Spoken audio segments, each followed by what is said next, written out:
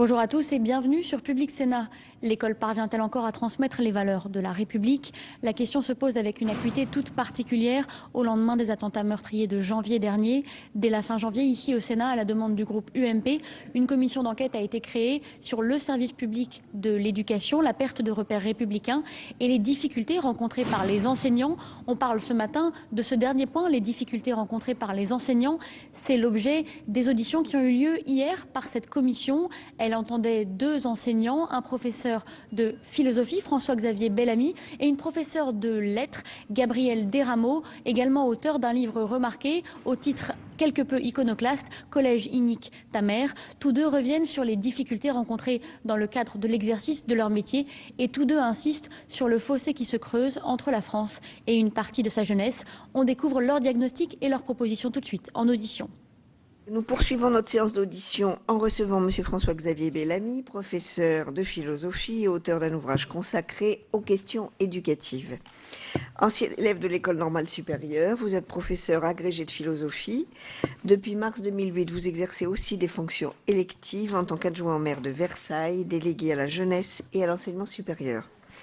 Parallèlement, vous êtes l'auteur de tribunes dans différentes publications, dont Le Figaro, Valeurs actuelles et Libération, dans lesquelles vous vous intéresserez plus particulièrement aux questions politiques et de société. En 2014, vous publiez Les Déshérités ou L'urgence de transmettre. Vous y faites part de votre étonnement face à la formation que vous avez reçue et où la transmission des savoirs est présentée comme une violence faite aux élèves. La commission d'enquête a souhaité vous entendre pour que vous puissiez, à la lumière de votre expérience d'enseignant et de spécialiste des questions éducatives, présenter votre analyse, les difficultés de l'école et les manières d'articuler ces différentes missions de l'école, qui consistent en même temps à éduquer à la citoyenneté et à instruire. Pour vous, quelles mesures urgentes devraient être mises en place pour redonner à l'école sa fonction intégratrice? Comme le bureau de la commission d'enquête l'a décidé, cette audition sera captée et diffusée en direct sur le site internet du Sénat. Elle fera également l'objet d'un compte-rendu publié dans le recueil des travaux de commission, accessible en version papier et sur le site internet du Sénat. Avant de vous passer la parole, le formalisme des commissions d'enquête me conduit à vous demander de prêter serment. Je suis également tenu de vous indiquer que tout faux témoignage devant notre commission serait passible des peines prévues aux articles 434-13 à 434-15 du Code pénal. En conséquence, je vous invite à prêter serment de dire toute la vérité, rien que la vérité. Levez la main droite et dites « je le jure ». Je le jure. Je vous remercie. Selon l'usage habituel, je vous propose de nous faire part de vos observations durant une dizaine de minutes, après quoi notre rapporteur Jacques Grosperrin et les membres de la commission qui le souhaitent pourront vous poser leurs questions. Je vous laisse la parole. Madame la Présidente, Monsieur le rapporteur, Mesdames et Messieurs les sénateurs, d'abord, je vous remercie infiniment de votre invitation qui me touche beaucoup. Vous avez mentionné mon expérience d'enseignant. Elle est à la vérité bien modeste car je suis un tout jeune enseignant. Mais je voudrais auprès de vous ce matin me faire, si c'est possible, le porte-parole et peut-être le relais de l'expérience de nombre de mes collègues. Vous en recevrez certainement bien d'autres pour témoigner de ces difficultés que nous rencontrons peut-être quotidiennement, en tous les cas de manière régulière dans l'exercice de notre métier et qui font partie de l'intitulé même de votre commission. Ces difficultés, en fait, ne sont pas étonnantes et c'est de là que je commencerai. Il est même étonnant que nous nous en étonnions, car nous les avons peut-être découvertes. Il y a peut-être eu une prise de conscience à l'occasion des événements dramatiques qui ont marqué notre pays au début de ce mois de janvier dernier.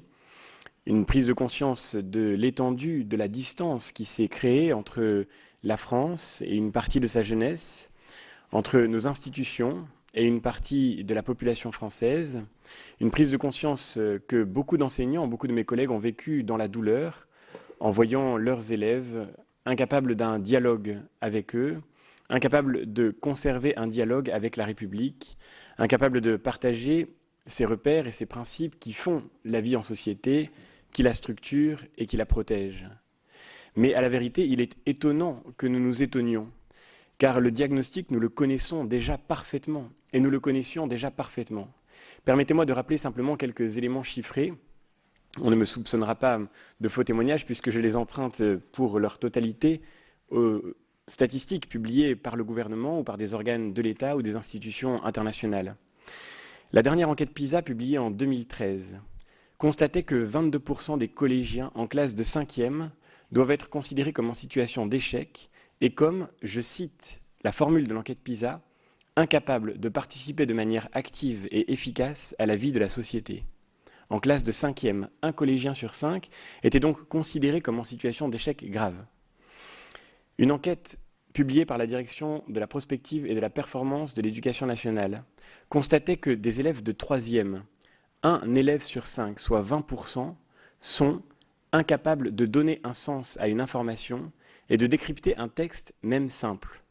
Comment s'étonner ensuite quand nous voyons que parmi nos élèves, un grand nombre sont incapables de prendre de la distance par rapport aux images publiées sur Internet? Comment s'étonner que cette distance critique devienne difficile lorsque nous savons pertinemment, d'après nos propres statistiques, que nos élèves de 3e sont marqués par cette difficulté à décrypter un texte même simple et à donner un sens à une information? Enfin, une dernière statistique, c'est celle que peut-être nous connaissons le mieux et dont nous parlons le moins, celle qui me paraît sans doute la plus dramatique, celle qui, chaque année, à l'occasion des journées de défense et de citoyenneté, mesure l'illettrisme dans notre pays. Comme vous le savez, chaque année, bon an, mal an, entre 18 et 20% des jeunes Français, en additionnant les classes de statistiques, doivent être considérés comme dans une situation de grande difficulté pour réussir un exercice qui consiste à déchiffrer un programme de cinéma. Entre 18 et 20% des jeunes Français à leur majorité ont du mal à dire, à partir d'un programme de cinéma, quel acteur joue dans quel film, à quelle heure est telle production, et comment on se rend dans la salle qui permet de visionner telle ou telle représentation. Comment s'étonner encore ensuite? Comment s'étonner que nous soyons devant une telle difficulté, une telle distance? Comment s'étonner que nous ayons abandonné ces collégiens, ces lycéens qui sortent de nos établissements scolaires à la rapidité, à la superficialité, à la facilité des discours simplistes auxquels ils peuvent être exposés sur Internet, et notamment à cette puissance de l'image devant laquelle aucune distance n'est plus possible quand nous n'avons plus l'expérience du texte, de la lecture et du déchiffrage qu'il permet. Une dernière mention qui est celle peut-être qui me blesse le plus comme enseignant, qui, je pense, fait le plus souffrir les enseignants dans l'exercice de leur métier, c'est celle qui, là encore, nous a été infligée par la dernière enquête PISA en 2013 et qui nous a révélé que notre système scolaire français était devenu le plus inégalitaire des pays de l'OCDE, celui où le poids de l'origine sociale joue le plus. Par conséquent, bien souvent, je crois, nous pouvons nous rassurer lorsque nos enfants ou les enfants que nous connaissons sont dans des établissements qui fonctionnent encore. Car oui, l'école n'est pas en situation de faillite unilatérale. Oui, le système éducatif français n'est pas en situation d'échec partout. Et nous connaissons, et par exemple, dans la ville dans laquelle je suis élu, nous connaissons évidemment des établissements scolaires qui fonctionnent remarquablement bien. Nous savons que les enseignants sont dévoués à leur métier, qu'ils se donnent à leur métier. Nous savons que beaucoup d'écoles réussissent ce miracle qui consiste à transmettre le savoir et la connaissance. Mais dans bien des lieux, dans bien des endroits, et notamment dans tous les endroits où les familles ne veillent pas, où les familles, d'une certaine façon même, n'exercent pas une attention vigilante, une exigence sur le système scolaire auquel ils confient leurs enfants, dans bien des lieux, c'est vrai, nous avons abandonné nos enfants, nous avons abandonné nos élèves à la facilité de ces discours, à la superficialité de ces discours et à la tentation de la violence. Et il est étonnant que nous nous en étonnions aujourd'hui, car tout cela nous le savions bien avant Charlie Hebdo. Tout cela nous le savions bien avant de constater la difficulté que nous avons à parler à nos élèves, la difficulté que nous avons à récupérer la confiance de nos élèves quand ils sont soumis à la pression du numérique et quand, dans le numérique, ils trouvent non pas seulement une technologie d'information, mais aussi bien souvent une technologie de désinformation devant laquelle ils sont démunis et privés de toute capacité d'esprit critique.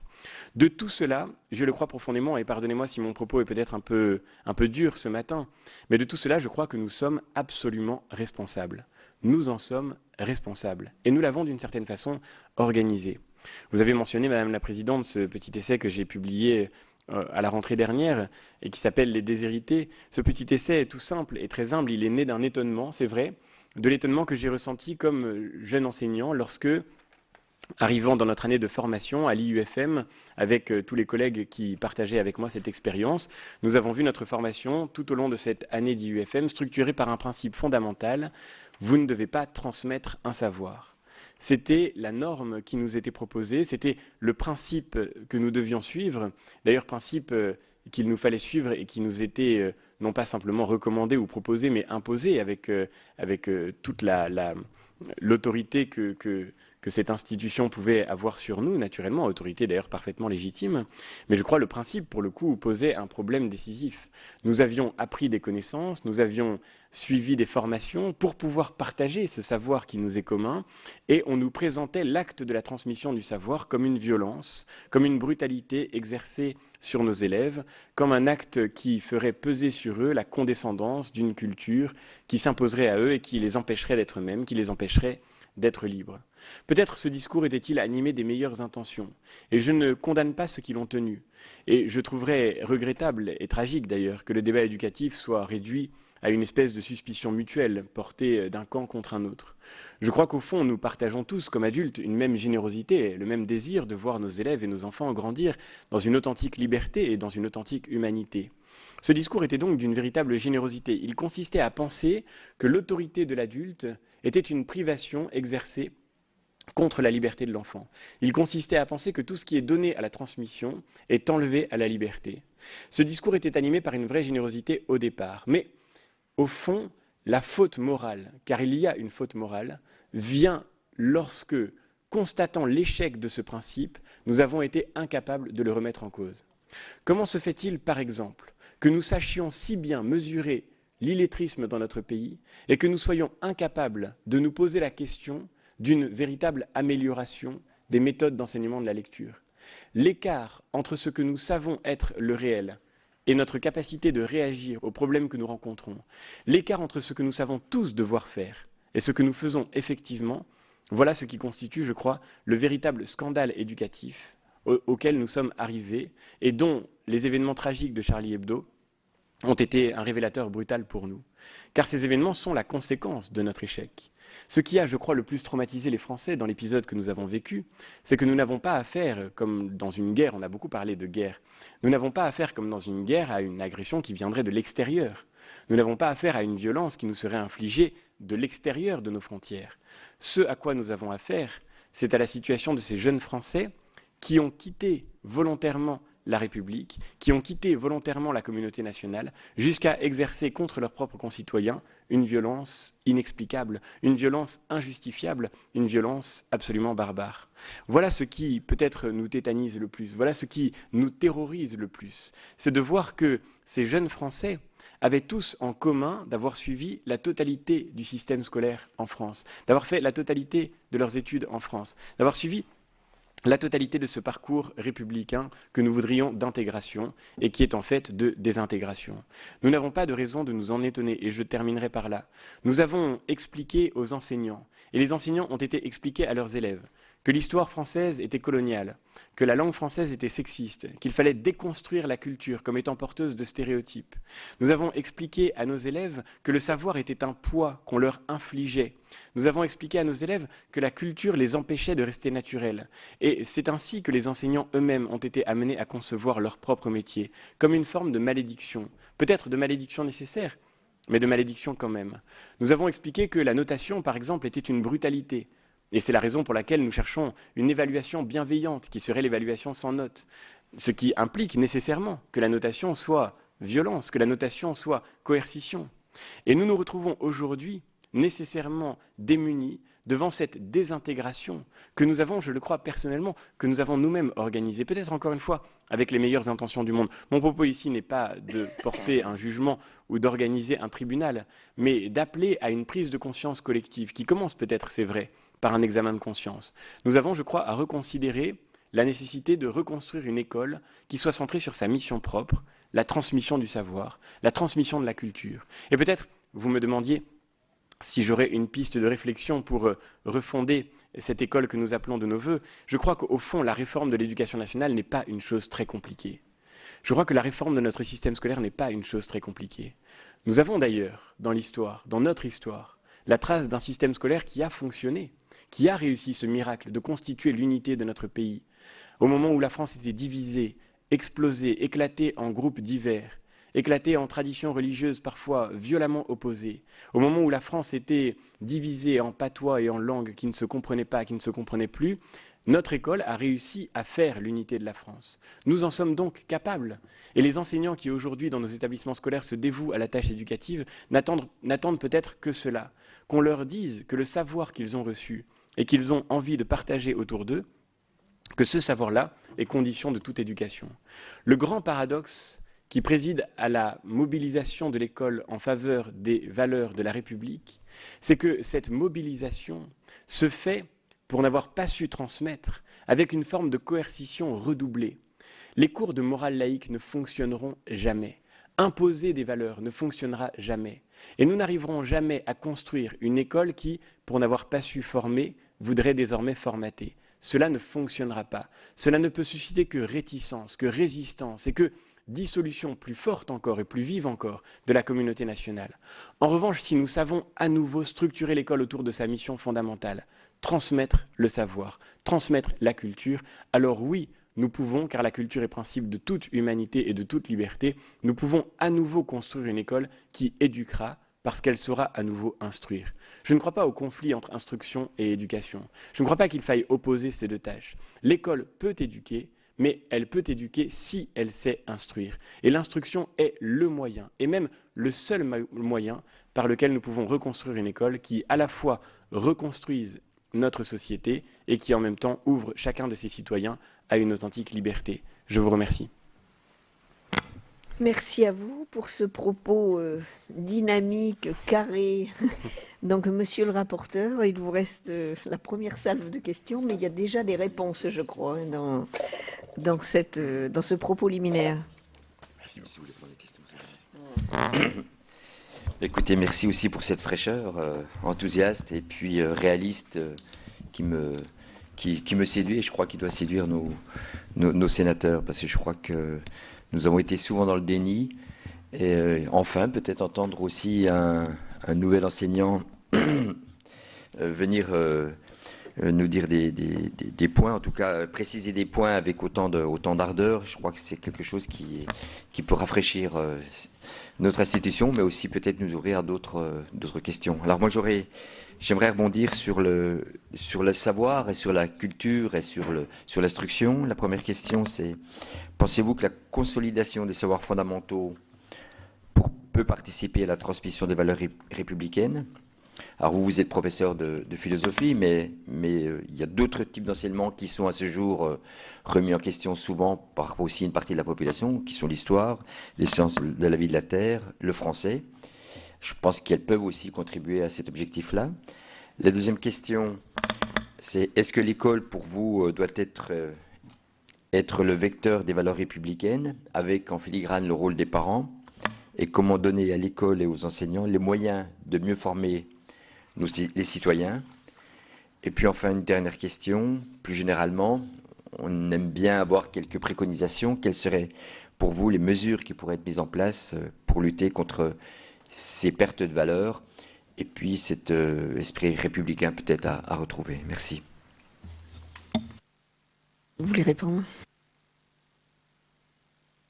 Merci beaucoup pour ces trois questions qui, en fait, je crois, peut-être n'en font qu'une dans la complexité du problème auquel nous avons à faire face et en même temps, paradoxalement, dans sa simplicité. L'école, demandez-vous, doit-elle être le vecteur des valeurs républicaines? Je le crois personnellement, et je dirais même de façon plus large encore, que l'école est ce par quoi se fonde toute cité d'une manière générale, ce par quoi se fonde toute chose publique, toute république. Il n'y a pas de république sans école, il n'y a pas même de politique sans école, au sens où il n'y a pas de cité sans école. Qu'est-ce qu'au fond un citoyen? Comment former des citoyens? Aristote, dans les politiques, pardonnez-moi de passer par des formations professionnelles, la discipline qui m'est familière, Aristote, dans les politiques, affirme que le propre du citoyen, c'est de parler avec les autres. Et le propre de la cité, c'est de parler ensemble de ce qui est bon et de ce qui est juste, d'entretenir un dialogue commun, d'entretenir ensemble un débat. Pour cela, encore faut-il savoir parler, et encore faut-il parler la même langue.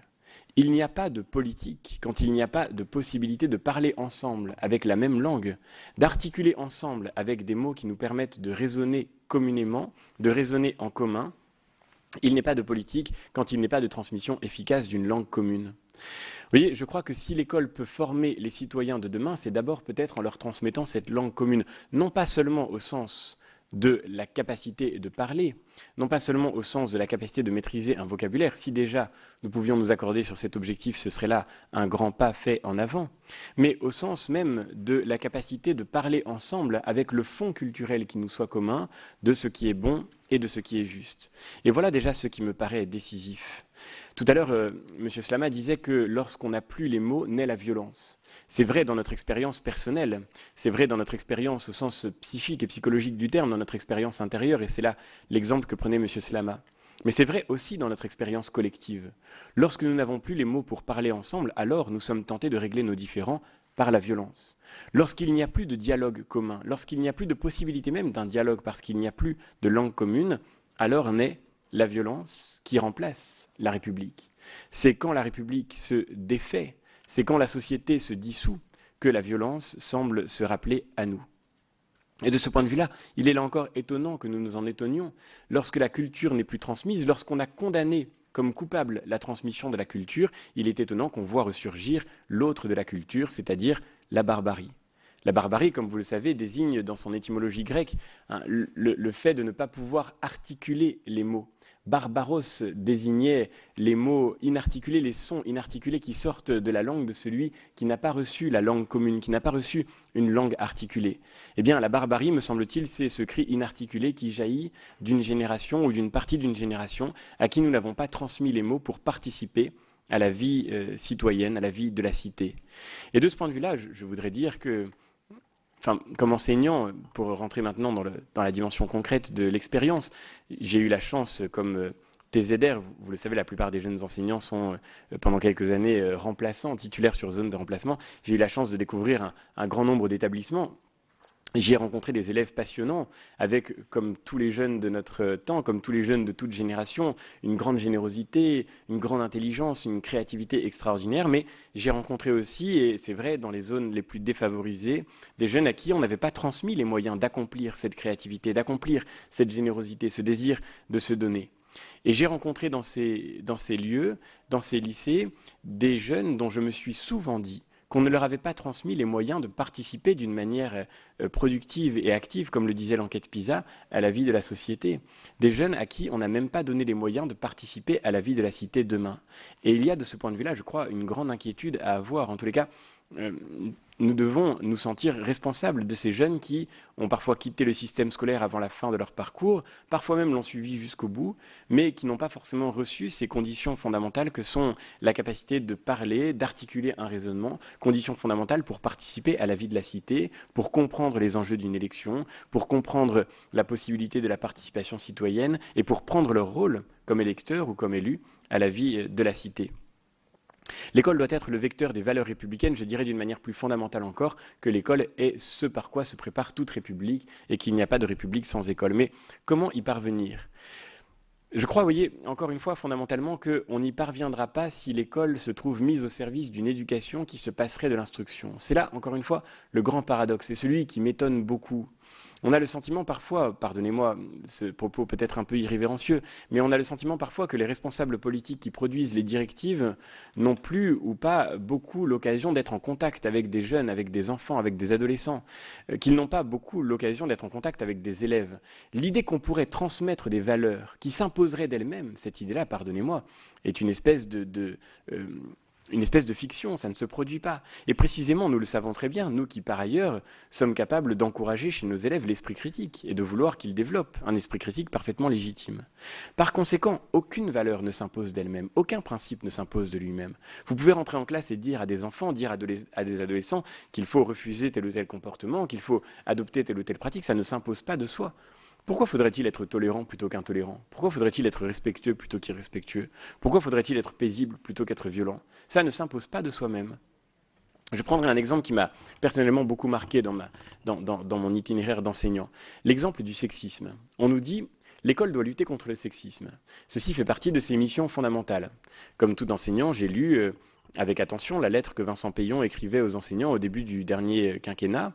Et parmi les consignes et les directives qui étaient proposées aux enseignants dans une lettre de 4 pages sur les missions de l'école, figurait la lutte contre le sexisme. C'était une lettre de 4 pages qui parlait d'un très grand nombre d'objectifs et qui mentionnait, c'est là d'ailleurs le grand paradoxe, c'est qu'on demande aux enseignants de faire un peu tout ce que la société n'arrive plus à faire, et donc qui donnait aux enseignants un très très grand nombre de missions. Il faut que l'école lutte contre le sexisme. Pour ma part, j'en suis convaincu. Je n'affirme pas du tout que cet objectif soit superflu, ni non plus qu'il soit irréaliste. Je pense que l'école doit lutter contre le sexisme. C'est même une priorité qui me paraît effectivement décisive. Car je l'ai vu, dans beaucoup d'établissements, le sexisme est une réalité. Dans beaucoup d'établissements, en particulier dans beaucoup d'établissements défavorisés, la relation entre les garçons et les filles, entre les jeunes hommes et les jeunes femmes, est une relation marquée parfois par une très grande violence. La façon dont les garçons parlent aux filles, les comportements, les vocabulaires, les attitudes sont parfois extraordinairement condescendantes, extrêmement violentes, et j'ai vu beaucoup de jeunes filles souffrir de cette situation. Il suffit de considérer les productions de ce qu'il est convenu d'appeler les cultures urbaines, par exemple certaines productions, pas toutes évidemment, mais certaines productions contemporaines, pour constater que l'image de la femme y est souvent dégradée, que l'image de la femme y est souvent maltraitée. Et dans notre espace public, d'ailleurs, dans notre société, nous devons reconnaître que même d'ailleurs à travers la publicité, même voilà, que le sexisme est bien souvent, que la dévalorisation de la femme est bien souvent une réalité. Alors comment l'école peut-elle lutter contre le sexisme? Eh bien, nous employons une voie que je crois irréaliste et absurde. Nous organisons des ateliers contre le sexisme, des ateliers pédagogiques, éducatifs, ludiques. Nous entreprenons précisément des cours de morale laïque dans lesquels nous expliquons que le sexisme c'est mal, qu'il ne faut pas être sexiste et qu'il ne faut pas maltraiter les jeunes filles ni mal leur parler. Mais ça ne s'impose pas de soi-même. Et les adolescents nous regardent avec une forme de distance ironique lorsque nous prétendons les réunir dans les cours de récréation pour pousser un cri contre le sexisme, ou bien lorsque, tentant précisément de singer ces cultures qui leur sont familières, nous organisons des productions culturelles, souvent de mauvaise qualité, qui ont pour but de montrer, comme par une sorte de morale un peu poussive, que le sexisme, c'est pas bien. Bon, ça ne marche pas, c'est évident que ça ne marche pas. Comment l'école peut-elle lutter contre le sexisme? Eh bien, c'est très simple. Si, ce qui n'est plus le cas aujourd'hui, si nos écoliers, si nos élèves, si nos étudiants avaient tous une fois dans leur itinéraire scolaire entendu parler, je sais pas, par exemple, entendu parler de la figure de Jeanne d'Arc, et si on leur avait fait lire quelques pages du procès de Jeanne d'Arc, quand vous avez lu quelques pages du procès de Jeanne d'Arc, que vous soyez chrétien ou non, et même quand vous êtes musulman, quand vous avez lu quelques pages du procès de Jeanne d'Arc, vous ne pouvez plus considérer que les femmes sont inférieures aux hommes, c'est impossible. Impossible. Vous avez la démonstration, vous avez la preuve, vous avez l'expérience de l'égalité absolue entre les femmes et les hommes, et même de cette capacité qu'une jeune fille de 19 ans a eu un jour d'humilier une assemblée d'hommes beaucoup plus savants et beaucoup plus doctes qu'elle. Si en physique on réapprenait un peu les éléments fondamentaux de la connaissance de la physique et qu'on apprenait à parler par exemple de ce que, je sais pas, une femme comme Marie Curie a apporté à la connaissance de la physique, à la connaissance de la matière. Comment voulez-vous penser que les femmes sont moins intelligentes que les hommes quand vous avez compris un peu de la physique, quand vous vous êtes un peu émerveillé de ce que Marie Curie vous avait permis de comprendre de ce qu'est la matière?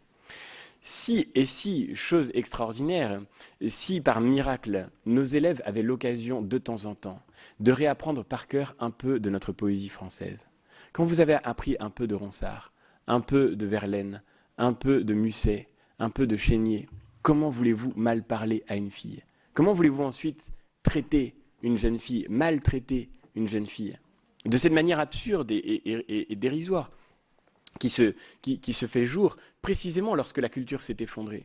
Évidemment, et c'est une chose très importante, nous ne pouvons pas non plus idolâtrer la culture. L'homme le plus cultivé du monde est capable d'être lâche, est capable d'être méchant, est capable d'être violent, est capable de faire le mal. Et nous le savons très bien, l'homme le plus cultivé du monde et le peuple le plus cultivé du monde sont capables d'être barbares et de la manière la plus atroce qui soit, c'est vrai.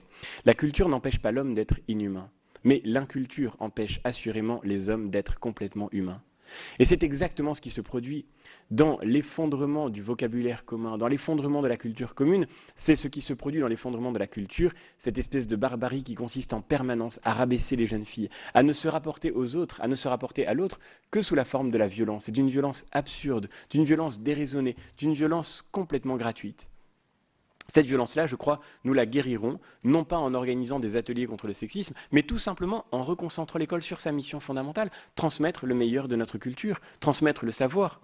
Et encore une fois, je le crois profondément. Vous voyez, cette pratique, par exemple, encore une fois, arrêtons-nous là-dessus, cette pratique du par cœur que nous avons bannie de notre école, la pratique de la mémoire, la culture de la mémoire, l'effort même de la mémoire, qui consiste à absorber et à se laisser, l'expression est magnifique, à se laisser transformer par le cœur, par les textes que l'on reçoit. Cette pratique-là, toute simple, qui est la mission fondamentale de l'école, transmettre un savoir, transmettre à chaque enfant, participer, permettre à chaque enfant de participer par la mémoire à une culture qui nous est commune, eh bien cette pratique-là, je crois, en la réhabilitant, nous pourrions en faire l'occasion de lutter contre le sexisme, mais aussi contre toutes les dérives que nous voyons surgir aujourd'hui. J'espère vous avoir montré à travers ce tout petit exemple comment l'école peut servir ce que nous appelons les valeurs de la République et qui sont en fait, en réalité, ce qui constitue les éléments d'une forme de morale commune, d'une approche commune de ce qu'il est vraiment humain de faire et d'une manière vraiment humaine de se rapporter à l'autre. Voilà comment l'école pourrait contribuer à humaniser les hommes et à humaniser ces enfants qui nous sont confiés dans les salles de classe qui sont les nôtres. Merci beaucoup. Quelques questions. Tout d'abord, Monsieur Quesnel. Oui, Madame la Présidente. Tout d'abord, bravo pour la fluidité de votre verbe. En 50 minutes, vos élèves doivent en subir. Je voulais vous dire que ça fait longtemps que j'ai cessé de m'étonner. Par contre, je m'irrite de plus en plus, parce que je me rends compte que finalement, et pardonnez-moi d'utiliser un peu la terminologie médicale, mais finalement le diagnostic est posé et depuis bien longtemps. Et je crois que nous sommes tous d'accord sur le diagnostic. Le remède est connu, me semble-t-il également. Par contre, la posologie, elle, finalement fait défaut. Dans tout ce que vous avez dit, et effectivement, la lecture du procès de Jeanne d'Arc est très instructive. Encore faut-il savoir lire. Et le problème, on en revient toujours à la base. La base, c'est quoi? C'est pas tout ce qu'on demande à l'éducation nationale. La base, c'est quand même comment faire pour que l'ensemble des jeunes puissent y accéder. Et là, j'aimerais bien vous entendre là-dessus.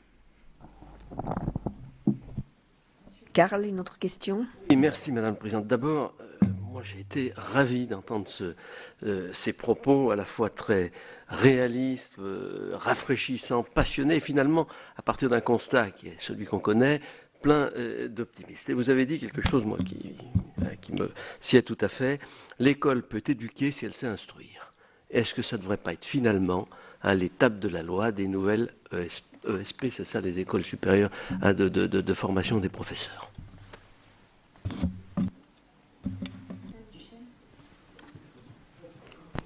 Oui, je rejoins pour ma part la première question. Je voudrais, moi, vous poser la question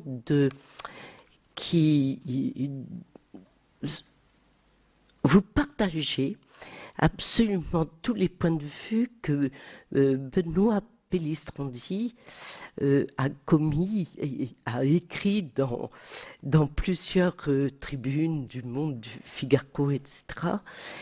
Et où il disait qu'il y avait justement une confusion, qu'il n'y ait plus de transmission, mais qu'on s'occupait tellement des inégalités sociales qu'il fallait, en créant justement ces fameux ateliers, et qu'il fallait reprendre la transmission pure. Et donc je suis, en tout cas pour ma part, heureuse de voir qu'il y a ces deux enseignants qui parlent, qui tiennent le même discours.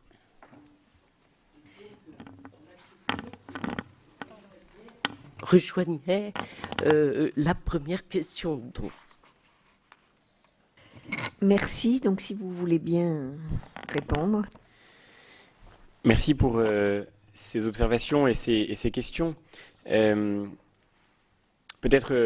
si vous me le permettez, je voudrais repartir à la question du sénateur Karl. Monsieur le sénateur, effectivement, je crois que il me semble que nous devrions reprendre conscience de la nécessité d'éduquer par l'instruction.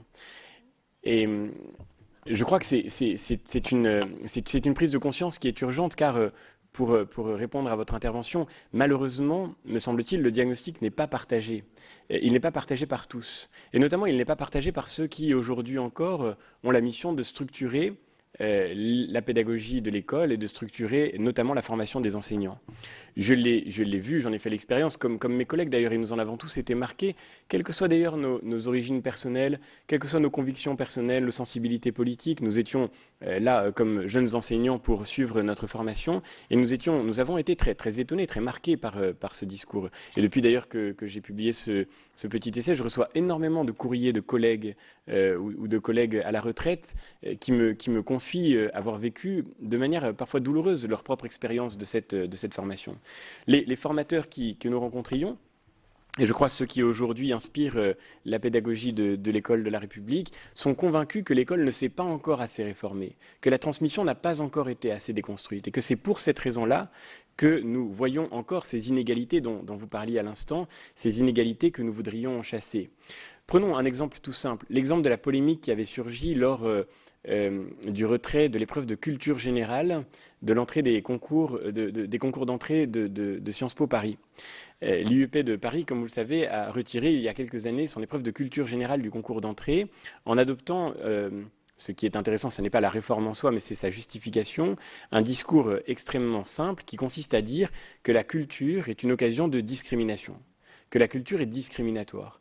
Par conséquent, il faut retirer la culture de nos épreuves de sélection pour éviter de reproduire ces discriminations. Et si nous voulons produire de l'égalité, il faut déconstruire la culture.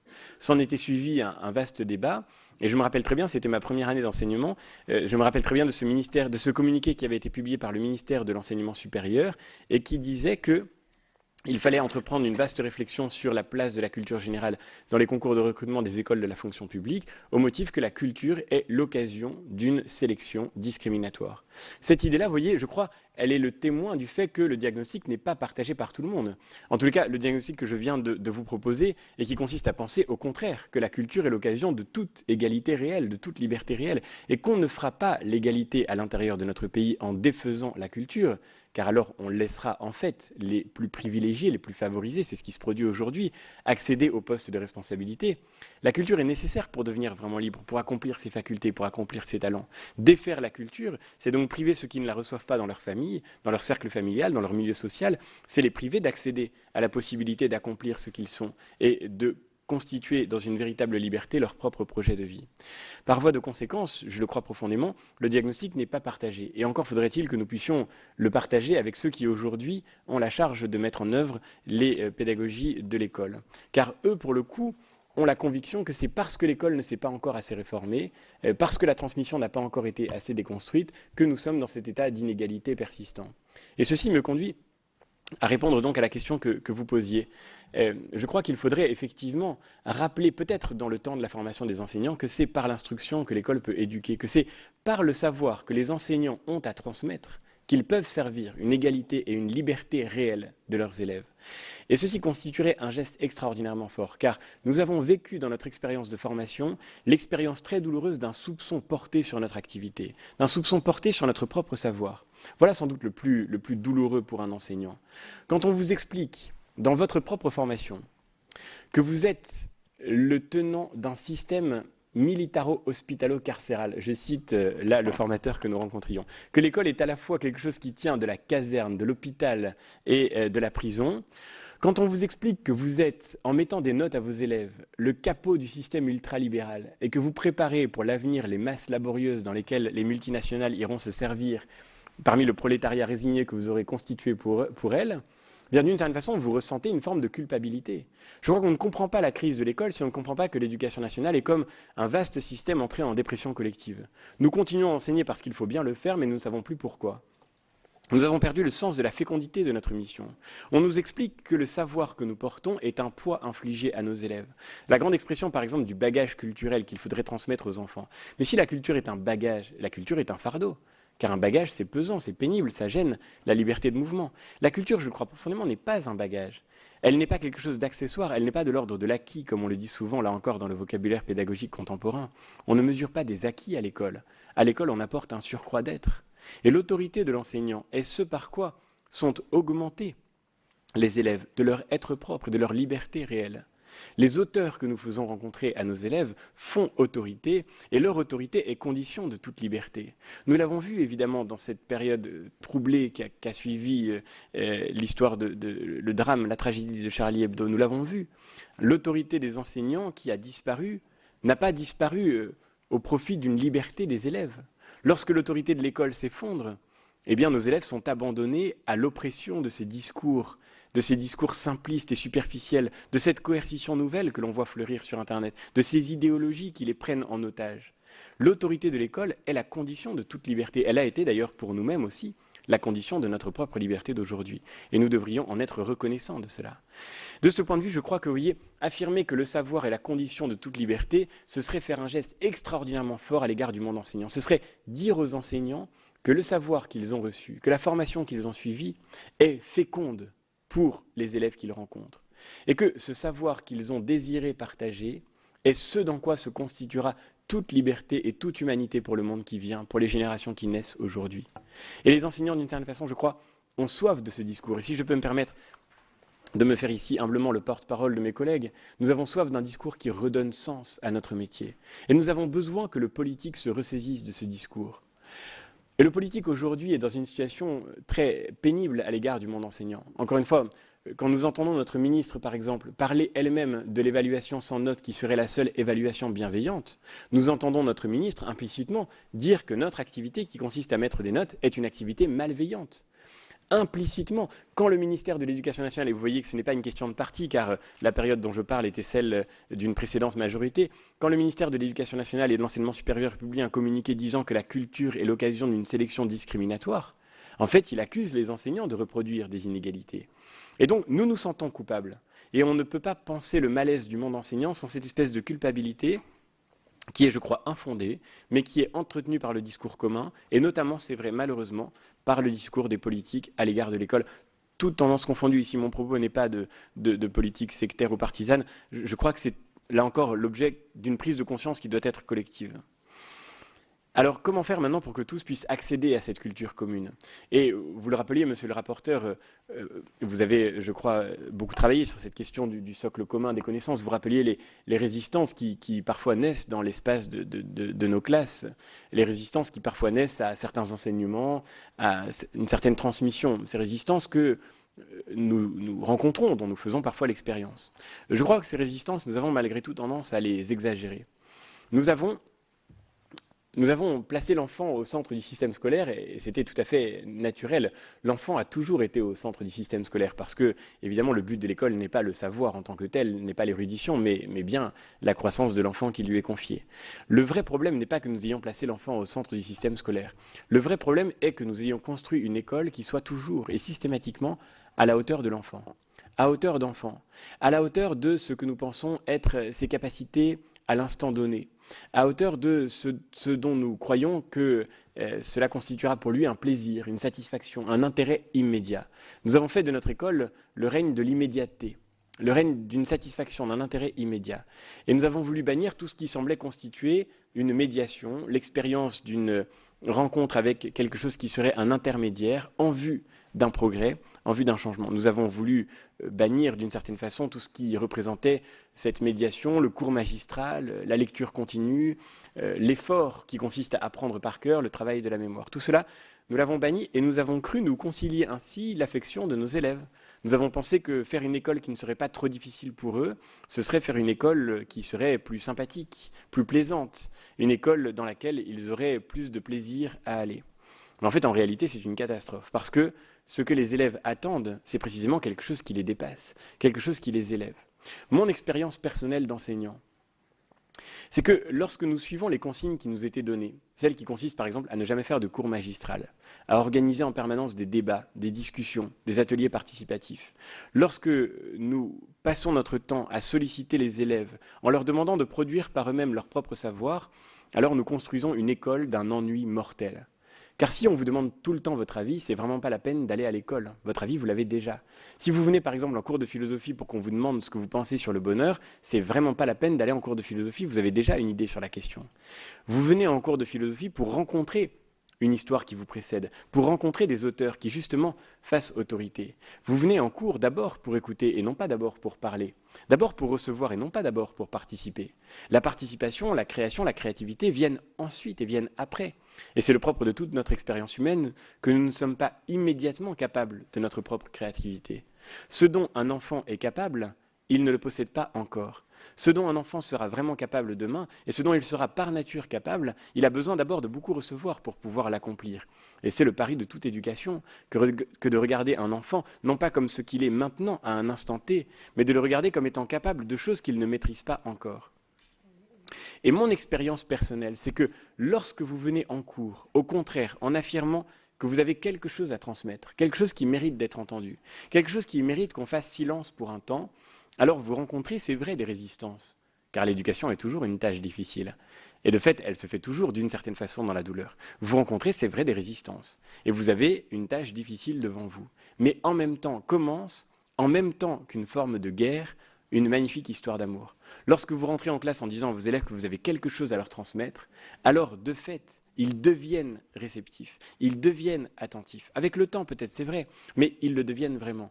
Et même et peut-être surtout, dans les endroits qu'il est convenu d'appeler défavorisés, dans les zones les plus difficiles, dans les zones les plus sensibles, j'ai rencontré cette soif immense, cet intérêt pour ce qu'il y a de plus grand et de plus beau dans la culture. Cette soif d'intelligence, cette soif de réflexion, cette soif de la littérature, cette soif de la poésie, je l'ai rencontrée peut-être surtout dans ces lieux où nous avons devant nous des élèves qui ont conscience de manquer de tout et qui ont conscience, par ce manque, d'avoir soif du meilleur. Donc je crois, vous voyez, au fond, finalement, les résistances ne sont pas si grandes que nous nous l'imaginons souvent. Et j'ai partagé ces expériences avec beaucoup de collègues, y compris avec des collègues d'histoire. On parle souvent de l'histoire comme d'une discipline difficile à enseigner. Je crois que lorsqu'un enseignant arrive avec une authentique passion de l'histoire, conscient que l'histoire de notre pays est belle, qu'elle mérite d'être reçue, et que tous ceux qui sont dans l'espace de la classe, étant français ou étant habitants en France, en sont légitimement les héritiers, lorsqu'on arrive avec ce sentiment que tout enfant a droit de connaître l'histoire de ce pays dans lequel il grandit, alors dans ce cas, on rencontre une attention, on la suscite, on la fait naître. Et les élèves répondent comme en écho à notre désir de transmettre par leur propre désir d'apprendre. Évidemment, encore une fois, ça se fait toujours dans la difficulté. On ne peut pas imaginer que l'école soit autre chose que l'expérience de la difficulté pédagogique. Alain écrivait que la pédagogie, c'est la science des professeurs chahutés.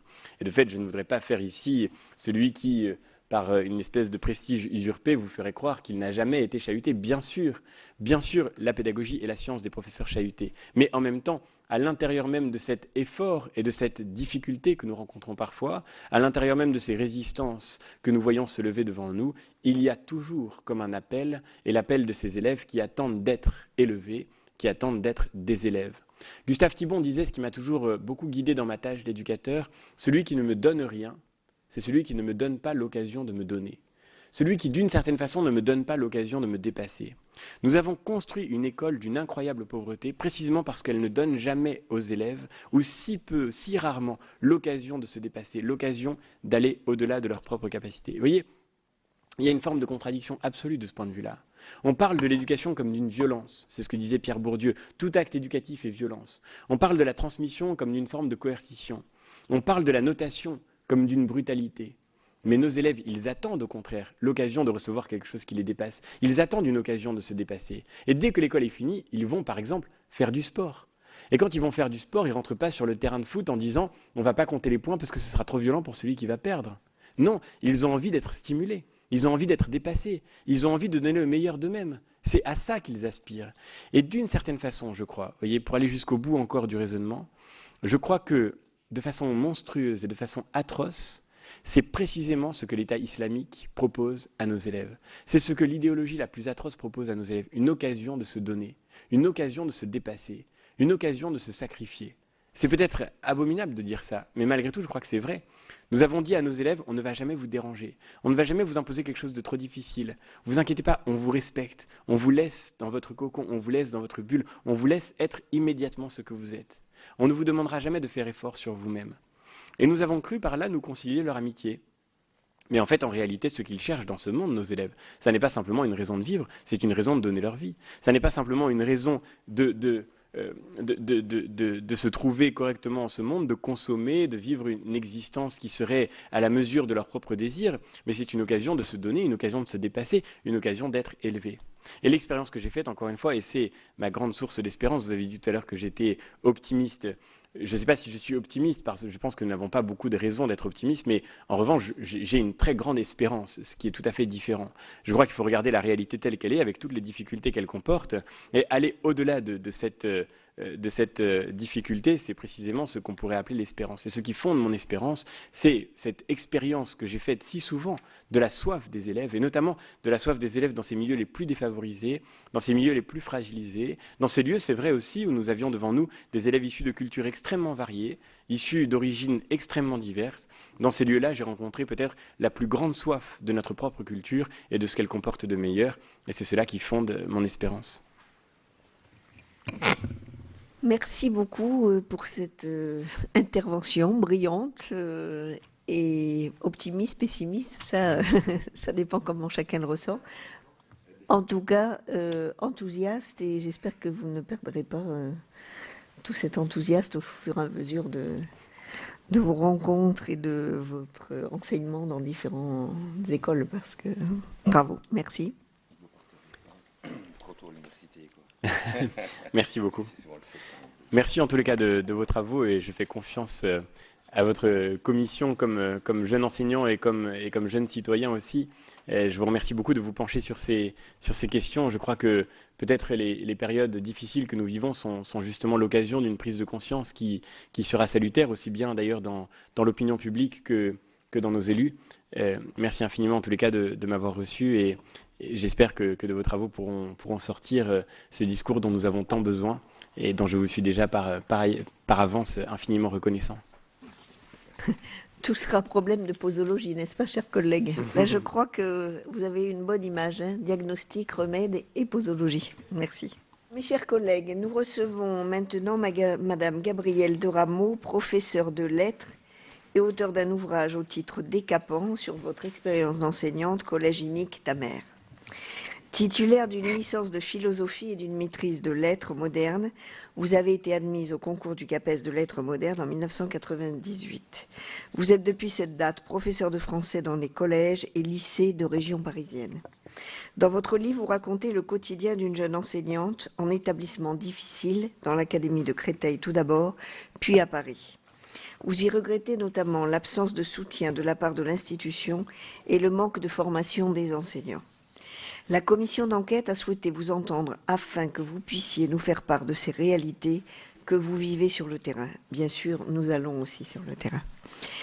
Les événements de janvier 2015 s'inscrivent-ils, selon vous, dans une tendance de fond traduisant une perte de repères?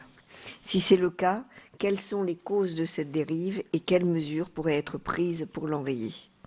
Comme le bureau de la commission d'enquête l'a décidé, cette audition sera captée et diffusée en direct sur le site internet du Sénat, et elle fera également l'objet d'un compte-rendu publié dans le recueil des travaux de commission, accessible en version papier sur le site internet du Sénat. Avant de vous passer la parole, Madame, le formalisme des commissions d'enquête me conduit à vous demander de prêter serment.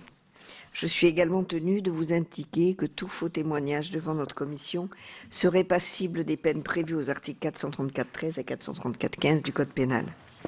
En conséquence, je vous invite à prêter serment, de dire toute la vérité, rien que la vérité. Levez la main droite et dites « je le jure ». Je le jure. Je vous remercie. Selon l'usage habituel, je vous propose de nous faire part de vos observations durant une dizaine de minutes, après quoi notre rapporteur Jacques Grosperrin et les membres de la commission qui le souhaitent pourront vous poser leurs questions. Vous avez la parole.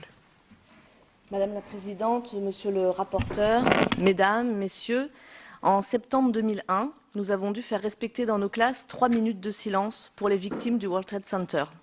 Mes élèves ont entonné alors des chants palestiniens. Jeunes professeurs, interdites devant leur réaction, je les ai laissés chanter.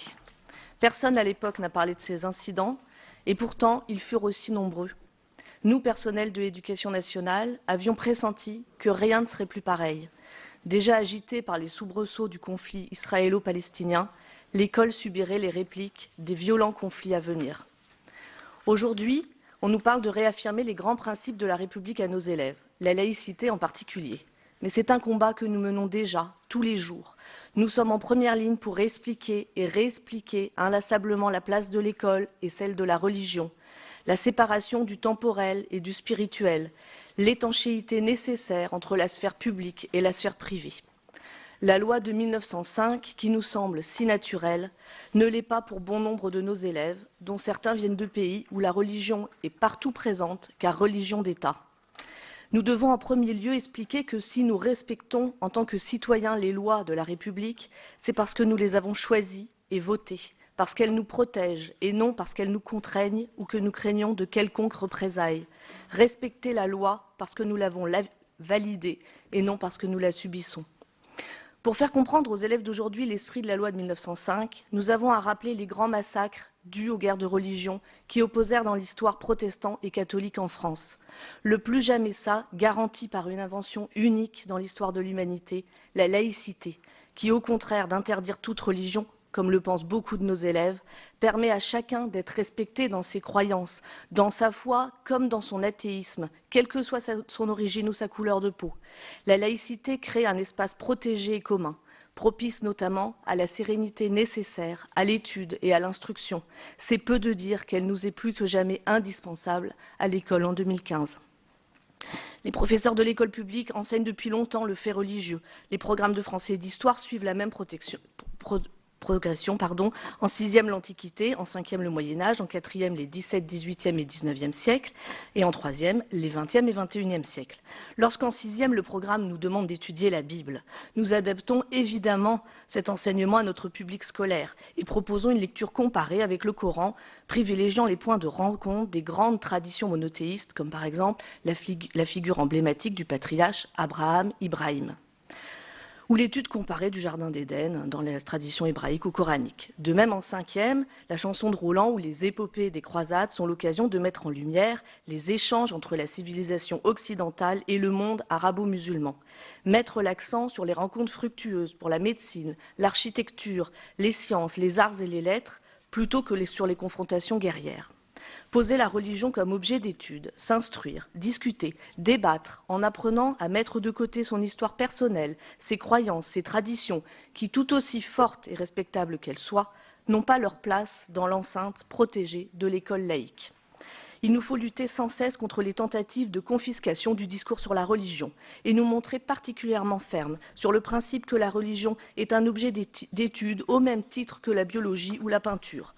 Dans une époque très empreinte de spiritualité, où nos élèves parlent volontiers de religion parce qu'elle fait partie de leur pratique quotidienne et familiale, il est primordial de rappeler que l'école a le droit de parler de la religion, de la comparer, de la critiquer, tout en garantissant à chacun le respect absolu de ses convictions personnelles.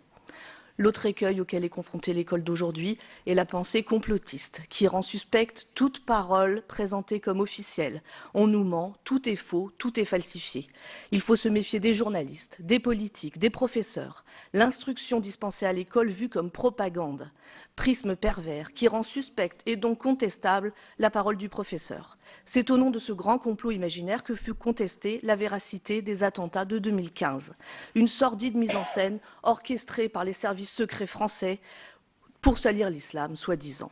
Tout peut alors être remis en question. Les sujets épineux comme le génocide arménien, la Seconde Guerre mondiale, la Shoah, la décolonisation, le calvaire d'Ilan Halimi, la culpabilité de Mera, comme les bases mêmes de notre pensée occidentale, la théorie de l'évolution ou la révolution copernicienne. Ce qui rend nos élèves perméables à ces divagations toxiques est avant tout l'appauvrissement dramatique de leur vocabulaire et donc de leur faculté à exprimer et à penser le monde. Imaginez que pour beaucoup de nos élèves, des mots d'usage courant comme pâle ou pénombre ne sont pas compréhensibles, même dans les bons établissements. Une grande partie des élèves ne comprend que superficiellement les textes lus ou étudiés. Ils donnent le change, car ils comprennent globalement, mais ils n'ont pas accès à une compréhension fine d'une réalité de plus en plus complexe. Ils sont les proies faciles pour n'importe quel manipulateur qui saura leur montrer une vision du monde simpliste, qui leur permettra donc plus lisible et plus crédible. L'école est le dernier creuset où se rencontrent les citoyens de demain, le seul endroit où s'écrit le roman national. Or, nous avons de moins en moins de temps et de moyens pour les aider à écrire ensemble une histoire faite de paix et d'enrichissement réciproque. Jamais l'inégalité entre nos élèves n'a été si criante, entre de bons élèves, toujours plus stimulés et cultivés, et des élèves laissés au bord du chemin, sans bagage, sans espoir, cibles toutes désignées des bonimenteurs de tout poil. Nous sommes particulièrement inquiets du projet de réforme qui s'annonce, qui prévoit entre autres l'apprentissage d'une deuxième langue vivante dès la 5e. Comment imaginer que ce dispositif ne creuse pas encore plus les différences déjà insupportables entre des élèves culturellement favorisés qui absorberont sans peine ce surcroît de travail et nos élèves moins privilégiés pour qui cette deuxième langue vivante en sera en réalité une troisième, parlant dans leur maison leur langue maternelle et ayant déjà à apprendre le français ainsi qu'une autre langue à l'entrée en 6e. L'autre victime collatérale de ce projet sera l'enseignement du latin et du grec, que plus aucun élève ne choisira désormais, et qui offre pourtant l'occasion unique de jeter des ponts entre le nord et le sud, de part et d'autre de la Méditerranée, notre berceau de civilisation, ce vaste empire dont nos ancêtres étaient tous citoyens et dont nous sommes aujourd'hui les héritiers. Cette réforme va à l'encontre des besoins urgents constatés sur le terrain. Nos élèves ont besoin de se sentir inscrits dans une histoire commune et de plus d'heures consacrées aux savoirs fondamentaux, savoir lire, savoir écrire, savoir compter pour comprendre le monde complexe qui est le nôtre et pour en devenir des citoyens armés pour les grands défis qui s'annoncent ensemble. Merci beaucoup, Madame, pour ce propos liminaire qui est très clair. Donc, le rapporteur va vous poser quelques questions. Merci pour le tableau aussi réaliste, en tout cas que vous vivez vous, qu'on n'entend pas toujours de la part d'autres acteurs de ce qu'on appelle la communauté éducative, à savoir les recteurs, les inspecteurs et parfois quelques ministres qui sont peut-être un peu plus éloignés, en tout cas du champ et de la pratique que vous-même. Donc vraiment merci pour votre témoignage. J'aurais plusieurs questions. La première question, lorsque vous parlez de collège unique, est-ce que, bon, on a bien compris que c'est un jeu de mots aussi, mais est-ce que c'est aussi peut-être une remise en question du collège unique? Parce qu'on n'en a pas parlé, on en a parlé quelques fois. Il y a parfois des interprétations différentes et puis surtout des prises de vue différentes dans la mesure où pour certains, il faut garder un collège unique, pour d'autres, et c'est vrai que lorsqu'on parle du redoublement, on veut éviter le redoublement, on veut éviter les notes, mais dans d'autres pays, le redoublement n'existe peut-être pas, mais il y a aussi des voies d'orientation qui sont préalables et qui permettent justement de l'éviter. Plusieurs questions. La deuxième question, c'est, vous décrivez bien sûr dans votre livre La vie d'une enseignante au sein d'un établissement difficile. Comment ça se manifeste? Vous avez répondu en partie, mais si vous voulez peut-être compléter, comment ça se manifeste véritablement, cette perte de repères républicains de vos élèves? Vous parlez également, vous dénoncez l'absence de soutien hiérarchique, voire la culpabilisation des enseignants face à certains comportements des élèves. Est-ce que vous avez constaté une évolution depuis le début de votre carrière vis-à-vis de cela, ou un manque de soutien de la part de la hiérarchie? Bon, les mesures annoncées par le président de la République et la ministre de l'Éducation, vous les avez esquissées en tout cas, donc je ne leur poserai pas la question. Mais peut-être enfin une dernière question pour laisser aussi la parole à mes collègues. Quelles seraient les mesures qui pourraient être prises pour lutter contre cette perte de repères, de valeurs, mais contre tout cela? Bien. Alors, en ce qui concerne le collège unique, je ne suis pas partisane de remettre en question cette organisation scolaire qui me semble effectivement profitable à tous, d'être ensemble au moins jusqu'au lycée, et justement d'être confronté à d'autres milieux, d'autres élèves que soi-même. Cependant, vous l'avez souligné, nous avons aussi de graves manquements à l'organisation de l'enseignement professionnel, qui est encore vu comme une voie de garage, alors qu'il se trouve que nous avons des établissements professionnels de haute qualité qui promettent un avenir beaucoup plus brillant à nos élèves que ceux qui choisissent d'aller à l'université et dont on sait dont la plupart sortent sans aucun diplôme. Je crois que les choses commencent à avancer, mais vraiment à petits pas. Et il faut vraiment travailler dans ce sens, donner envie aux élèves d'acquérir un métier, un savoir-faire, une liberté, une place dans la société qu'ils ne trouveront pas sinon. Alors un collège unique, oui, mais il faut quand même garder à l'esprit que nous avons 32 élèves par classe et qu'à ce stade, il est très difficile pour nous enseignants enseignants d'avoir un suivi personnalisé, comme on nous demande de plus en plus. C'est vraiment des situations d'enseignement qui sont difficiles et qui n'avantagent pas, évidemment, c'est toujours les mauvais élèves qui en font le prix, car les bons n'ont finalement assez peu besoin du professeur. En ce qui concerne la perte de repères, je crois que les deux piliers fondamentaux que nous essayons de transmettre à l'école, puisqu'on parle de valeurs républicaines, oui, mais lesquelles? La laïcité, dont j'ai bien parlé, je crois, et qui me tient beaucoup à cœur, ainsi qu'à tous mes collègues. Et il y a un autre aspect qui est là beaucoup plus difficile à transmettre, c'est la méritocratie, dont jusqu'à ma génération, nous avons tous profité. Entrer à l'école et avoir l'espoir d'en sortir grandi, quelle que soit notre origine, quelle que soit notre couleur de peau. Aujourd'hui, ça n'est plus possible. Cet ascenseur social est en panne, on le lit partout et on le répète, mais c'est la vérité. Aujourd'hui, l'école n'est pas l'endroit où vous allez faire carrière et les élèves le savent parfaitement. Sans entrer dans des détails sordides, il faut bien s'imaginer que dans certains quartiers de notre République, le seul choix qu'on laisse à nos élèves, c'est soit une radicalisation religieuse pour espérer acquérir un statut, soit le trafic de drogue. Et ça, tant qu'on ne l'a pas imaginé et vécu, on ne peut pas nous dire à nous, professeurs, que notre travail est mal fait. Voilà. Car il faut quand même s'imaginer que ces gens doivent gagner leur vie un jour ou l'autre. Et que quand on est abandonné de tous, eh ben, parfois, on n'a pas le choix de choisir quelque chose, une voie plus noble. Et cette méritocratie est mise en panne aussi à l'école, puisque les élèves voient très bien que, quels que soient leurs résultats, de toute façon, ils passeront en classe supérieure. Certains élèves posent tellement de problèmes qu'il n'est pas question de les garder une année de plus au collège. Personne n'a envie de les garder et eux-mêmes n'ont pas envie de rester. Nous avons dans toutes nos classes, même dans les établissements dits de centre-ville, des élèves fantômes qui assistent à 8 heures de cours par jour dont ils ne comprennent pas un traître mot.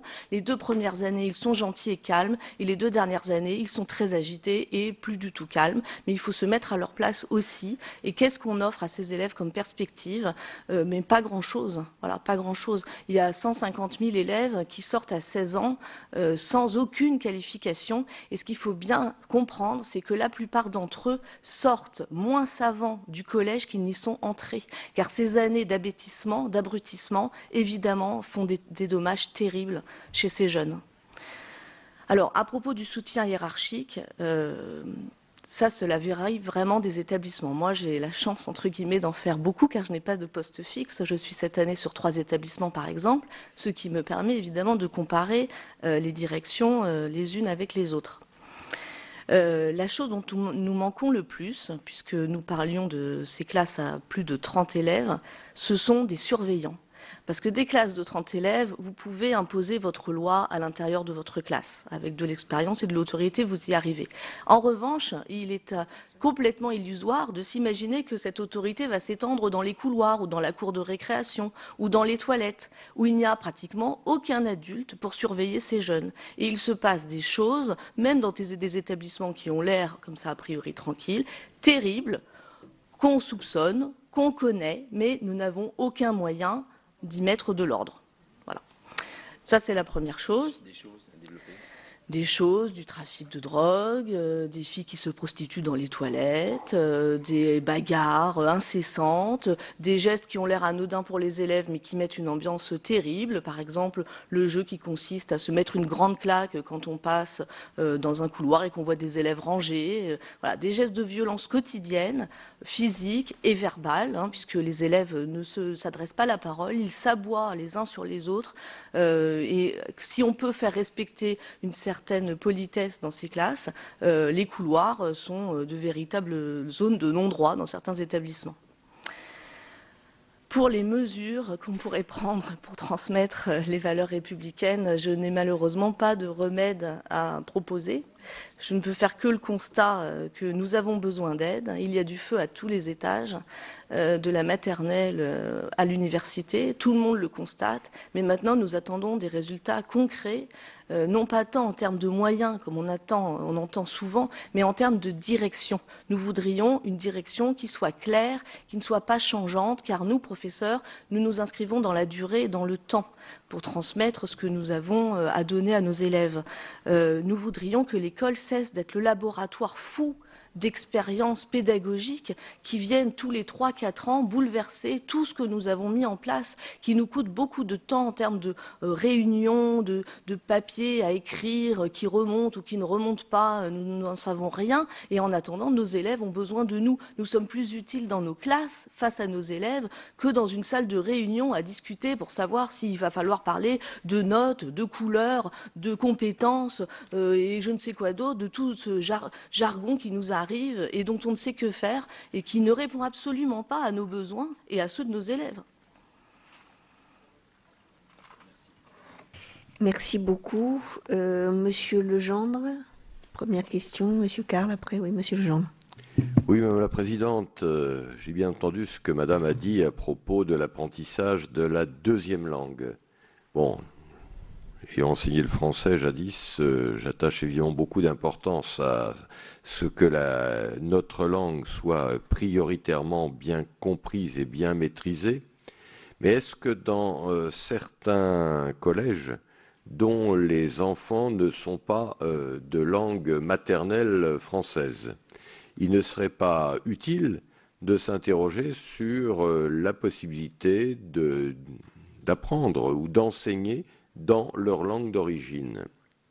Ce type d'expérience a été fait par exemple en Suède et il a parfois donné des résultats. Il ne s'agit pas de ne pas apprendre la langue nationale, la langue du pays dans lequel on se trouve. Il faut au contraire l'apprendre, mais si nous avons des élèves qui, chez eux, parlent parfois mal la langue d'origine de leurs parents, et qui ne maîtrisent pas la langue française, on peut se demander comment ils peuvent communiquer dans de bonnes conditions avec l'extérieur, et donc est-ce qu'il faut nécessairement retarder pour eux l'apprentissage non pas de n'importe quelle seconde langue, mais de la langue de leur pays d'origine. Je pense en particulier à ce grand problème et très délicat de l'apprentissage de l'arabe en France. Je voulais vous poser cette question. Je ne sais pas s'il y a eu des expériences où l'arabe a pu être enseigné comme langue première après le français dans des établissements. J'aimerais savoir ce que vous en pensez. Monsieur Carle. Oui, merci Madame la Présidente. Madame, merci de nous avoir rappelé la réalité qui est la vôtre et qui est celle de bon nombre de vos collègues à qui nous devons respect et gratitude devant la tâche ou la mission qui est la vôtre. Vous avez dit qu'il fallait plus d'heures consacrées aux fondamentaux. Je suis tout à fait d'accord. Mais est-ce qu'il y a uniquement le problème, j'allais dire, de temps consacré qui est indispensable, c'est clair. Est-ce qu'il n'y a pas aussi un problème de pédagogie, d'enseignement, car sorti de la pédagogie de la doxa de la rue de Grenelle, il n'y a pas de salut. Or, chacun sait l'importance de l'effet maître, qu'il y a eu un certain nombre d'expérimentations qui ont été faites, notamment par M. Zorman, qui montrent combien, en fonction de la pédagogie qui est dispensée, les résultats peuvent s'améliorer. Merci, si vous voulez bien répondre. Alors, en ce qui concerne l'apprentissage de la langue d'origine comme langue vivante première, oui, des expériences ont été menées, tout à fait. Alors, premier écueil, évidemment, c'est le recrutement des professeurs d'arabe, qui a toujours posé problème, vous le savez. Le deuxième écueil que je vois, c'est le risque de repli communautaire, avec, au contraire de ce qu'on cherche, une concorde et une unité, au contraire des cours qui seraient en option et qui, du coup, partageraient les élèves. Et le troisième écueil auquel nous sommes confrontés, et c'est effectivement un sujet de préoccupation pour beaucoup de professeurs, c'est que bon nombre de nos élèves de confession musulmane, dont l'arabe n'est pas la langue d'origine, prennent le soir ce qu'ils appellent des cours d'arabe.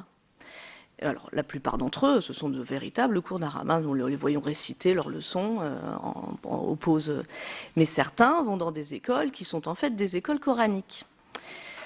Et nous avons un gros problème avec ces élèves qui vous expliquent qu'ils ne peuvent pas faire leur travail, demandé à l'école, parce qu'ils ont trop de travail dans ces écoles où finalement on se rend compte que l'enseignement dispensé est au mieux une longue litanie de récitation, au pire, des conseils mais qui iraient jusqu'à comment semer la zizanie à l'école. Voilà. Alors là, nous avons un gros problème, ce qu'on appelle les cours du soir, subventionnés souvent par l'État français et par des associations qui mériteraient qu'on aille jeter un coup d'œil sur ce qu'elles proposent à nos élèves et dans quelle mesure elles ne font pas contrepoids au discours que nous tenons à nos élèves. L'autre chose concernant, bon, je ne suis pas professeur de langue, alors il me sera difficile d'aller plus loin sur ce propos.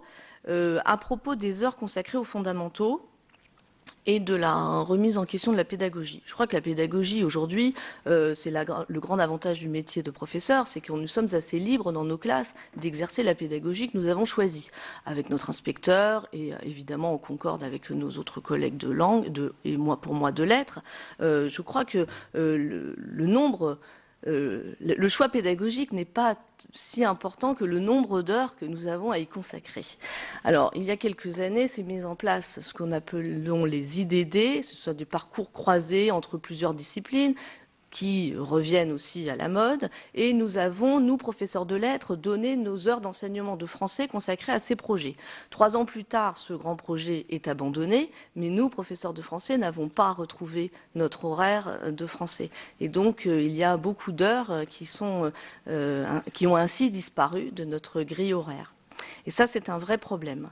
Là, on parle de nous enlever nos heures de soutien qui sont pourtant essentielles et auxquelles nous consacrons vraiment tellement d'énergie. Voilà, nous sommes vraiment très inquiets sur les répartitions et notamment en français et en mathématiques. Merci, Madame Trudler. Merci, Madame la Présidente. Vous avez parlé tout à l'heure de l'enseignant qui se trouve devant sa classe et qui peut, même moyennant 30 élèves, et je peux le concevoir, obtenir un respect de l'autorité, de l'attention, mais que cela n'est plus le cas sorti de la classe, de la salle de classe. Vous demandiez, enfin vous proposiez qu'il y ait plus d'encadrants, des surveillants, etc. Est-ce que vous pensez, c'est une question, est-ce que vous pensez qu'en augmentant la présence des enseignants dans les établissements, on peut infléchir ce mouvement de violence, ce mouvement que vous avez décrit avec moult explications et d'exemples? Est-ce que l'enseignant peut jouer un rôle dans cette dérive en dehors de la salle de classe? Oui, tout à fait. Alors, ne nous imaginons pas que le professeur arrive au lycée 5 minutes avant son heure de cours et repart dès que la dernière... nous passons beaucoup de temps dans les établissements et je pense beaucoup plus de temps que nos aînés. Évidemment, le rôle du professeur ne s'arrête pas à la porte de sa classe. Et nous sommes évidemment tout à fait conscients et attentifs à ce qui se passe dans les couloirs. Mais reprendre un élève qui n'est pas un de vos élèves, qui ne fait pas partie de votre classe, vous expose à beaucoup d'insolence, voire de violence, parce que l'élève ne comprend pas pourquoi, en dehors de sa classe ou de la vôtre, vous faites, comme ils disent, la police. De quoi vous mêlez-vous, madame? Pourquoi me reprenez-vous? J'ai le droit de crier, j'ai le droit de taper, vous ne me connaissez pas, je ne vous connais pas, vous n'avez rien à me dire. Donc on est confronté quand même tous les jours, et même dans de très bons établissements scolaires, et évidemment que nous intervenons. Nous ne fermons pas les yeux devant les situations de bagarre ou quand on voit un élève isolé, ça n'est pas du tout le propos. Cependant, il est bien évident que moi, je n'ai reçu aucune formation de gestion d'adolescents. Il y a des compétences qu'ont les surveillants que je n'ai pas, puisqu'elles ne font pas partie de mes attributions. Bon, je me permets de rebondir parce que c'est vrai que les surveillants, il y a surveillants et surveillants. Il y a des surveillants, hélas, qui n'ont aucune compétence non plus parce que ce sont des personnes qui sont là parce qu'elles ont aussi besoin de travailler. Et donc, par contre, il y a des personnes qui ont des vraies compétences puisque, bon, des CPE ont fait redescendre un certain nombre de surveillants, j'allais dire, à l'ancienne, hein, voilà. Donc, bon, c'est vrai que vous êtes professeur. Et bon, nous discutions en aparté tout à l'heure, je disais enseignante et maman. Donc vous voyez aussi avec votre œil d'enseignante l'école maternelle, l'école, donc tout le cursus scolaire. Et donc par rapport à ce dont nous traitons, qui sont les valeurs républicaines, le malaise des enseignants et bien sûr la finalité étant l'école et tout ce que l'on peut ou l'on doit enseigner.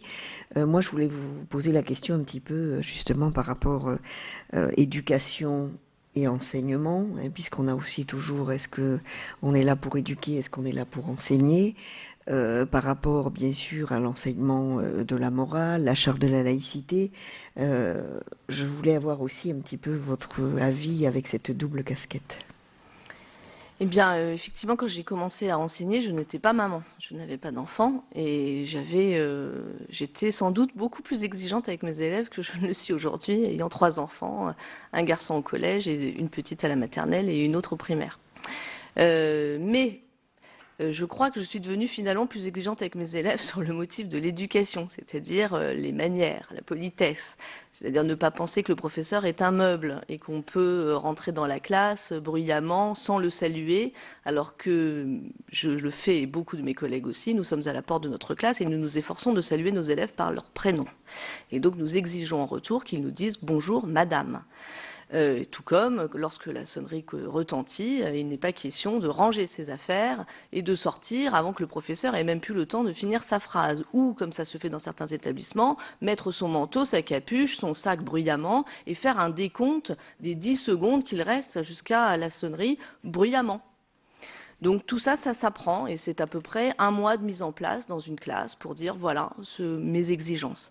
Et en retour, le professeur, et je crois que nous sommes nombreux à le faire, est lui-même toujours ponctuel, ayant fait son travail, rendant les copies dans un temps imparti qui soit raisonnable, s'adressant poliment à ses élèves. Et je crois que les élèves ont beaucoup de respect quand ils voient qu'en face d'eux, l'enseignant est un adulte sûr sur lequel on peut s'appuyer et qui est professionnellement irréprochable, ce qui, encore une fois, est vraiment le cas chez nos collègues. Donc là, je crois qu'on peut instaurer un respect de l'adulte qui passe par notre profession et qui n'a pas besoin de corps et de trompettes. Et petit à petit, ça se met en place et ça se met bien. Mais je crois que beaucoup de collègues vous voient à nouveau les élèves et la plupart de mes collègues ne commencent pas leur cours tant que les élèves ne sont pas tous debout devant leur place, calmes, silencieux, attendant que le professeur donne la permission de s'asseoir. Merci. Donc, du coup, le rapporteur Jacques Grosperrin voulait poser une autre question et mon collègue Quesnel aussi. Excuse-moi, j'avais pas fait attention. Juste par rapport à ça, vous parlez de corps et de trompette, je ne vais pas faire référence à la chanson de Roland, mais certaines personnes qui ont été auditionnées ici nous ont dit que la solution passerait par l'instruction, par la découverte des grandes œuvres, par l'amélioration de la culture. Quels sont pas simplement les sentiments, mais les difficultés et comment vos collègues peuvent justement gérer, tant vous au niveau de l'enseignement du français, les grandes œuvres, que l'enseignement de l'histoire, vous parliez sur d'autres revues, en tout cas d'autres papiers que vous avez fait sur le problème de la Shoah et du ricanement des élèves, et puis de considérations brutales. Est-ce qu'à un moment donné, les enseignants n'ont pas tendance à éviter de parler de sujets qui pourraient crisper, et puis arriver à ce qu'on pourrait appeler une certaine forme de déculturation de nos élèves? Monsieur Quesnel. Oui, par respect pour mes collègues, je vais éviter de radoter, parce qu'ils entendront tout le temps la même chose. Simplement, je vous pose 2 questions. La première, si les élèves venaient dans vos cours en collège et s'ils maîtrisaient la langue française, est-ce que vous auriez un métier différent et sous quelle forme? Deuxième question, pour faciliter le travail de notre rapporteur, Jacques Grosperrin, est-ce que vous auriez 2 suggestions à faire à l'issue de notre rapport, et lesquelles? Là aussi, ce sont des questions très vastes. Merci. Sujet, c'est évidemment une tentation que pourraient avoir notamment les professeurs de lettres et d'histoire. Nous sommes les plus exposés, et de SVT. et de sport, avec des récriminations. Bon, alors, ce sont toujours les mêmes. Pourquoi on n'adopterait pas le calendrier de l'Égir? Pourquoi les garçons et les filles sont ensemble en sport? Pourquoi on fait des cours sur la reproduction et en sciences naturelles? Pourquoi on parle toujours des juifs? Pourquoi bon, enfin, c'est toujours la même chose, quels que soient les établissements que je traversais, c'était toujours les mêmes questions. Alors, la stratégie de l'évitement, elle est vraiment, je crois, pour des professeurs et il y en a, hein, qui sont en grande détresse, hein, et qui se disent, bon, je ne vais pas m'exposer plus et je vais ne pas traiter cette partie du programme pour me consacrer à d'autres choses. Et on les comprend, j'ai été moi-même dans des situations où, effectivement, c'était tellement difficile et on est tellement seul, finalement. Alors là, pour le coup, quand on est face à 30 élèves qui sont contre vous, on se sent vraiment très isolé, mais je crois, et je suis persuadée, que, au contraire, affronter ces grands sujets et donner humainement son avis, hein, en tant que professeur, mais aussi en tant qu'être humain, et de dire que la souffrance, malheureusement, est partagée par tout le monde à travers les siècles, que nul peuple n'a été épargné, ni par la guerre, ni par la réduction en esclavage, et qu'on ne peut pas comparer les souffrances par rapport aux autres et attribuer des médailles à ceux qui auraient plus souffert que d'autres. Je crois que enseigner l'universalité du mal, ça apporte beaucoup aussi d'apaisement aux élèves en disant qu'aujourd'hui, ceux-ci sont pointés du doigt, hier c'était d'autres, et l'histoire est un vaste recommencement, et essayons d'apprendre de ces périodes historiques difficiles, comment on peut mieux vivre aujourd'hui, et non pas se cantonner à ce récital de souffrance qui est horrible à travers l'histoire, évidemment, et essayer de trouver des solutions et de proposer une espérance, proposer un moyen d'en sortir et de vivre ensemble tout de même. Et je crois que notre pays, la France, a toujours accueilli la diversité, a toujours eu des grands hommes et des grandes femmes qui venaient d'autres pays, des gens qui avaient souffert et qui pourtant sont devenus des citoyens. Et c'est cela qu'il faut mettre en lumière et ne pas perdre l'espoir. À propos de que serait mon métier si mes élèves maîtrisaient parfaitement le français. Lorsque j'étais moi-même collégienne, nous arrivions en classe de collège avec des bases quand même très solides, en grammaire, en orthographe. Et bien souvent, nos professeurs n'avaient pas besoin d'y revenir. Aujourd'hui, nous avons des élèves en face de nous qui ignorent à peu près tout de la grammaire et à peu près tout de l'orthographe. Alors, ce n'est pas que je n'aime pas enseigner la grammaire et l'orthographe, ça fait partie de mon métier. Mais j'aime aussi la littérature et c'est vrai que je me régale à étudier les grands textes et que j'aime parler avec mes élèves. Ça n'est pas parce que mes élèves n'ont rien appris à l'école primaire. Je travaille en collaboration avec beaucoup d'instituteurs et je vois avec mes enfants aussi que tout ce que je fais au collège a déjà été fait et parfois de manière beaucoup plus approfondie que ce que moi j'ai le temps de faire. Et donc, la question c'est où passe ce savoir? Comment se fait-il qu'on ne puisse pas empiler, hein, c'est ce qu'on explique aux élèves, qu'on est comme dans un jeu de construction, il faudrait qu'on puisse s'appuyer sur une base solide pour mettre nos petites briques année après année. Voilà. Or, on voit qu'il y a une espèce d'émiettement des connaissances, une espèce de disparition de ces acquis, et je ne suis bien en peine de vous dire pourquoi, mais nous devons inlassablement remettre sur le métier notre ouvrage et recommencer chaque année des leçons qui sont barbantes, autant pour le professeur que l'élève, le COD, le COI, par exemple, alors que nous savons parfaitement que tout le monde l'a déjà appris avant. Alors, mon métier ne serait pas un métier idéal, c'est pas ce que je veux dire, mais j'aimerais consacrer plus de temps à la littérature, à l'étude des grands textes, qu'à expliquer invariablement l'accord du participe passé à des élèves de 3e qui n'y comprennent rien. Il y a quand même un petit problème. À propos de suggestions que je pourrais faire, alors là, vraiment, c'est une question qui est très difficile.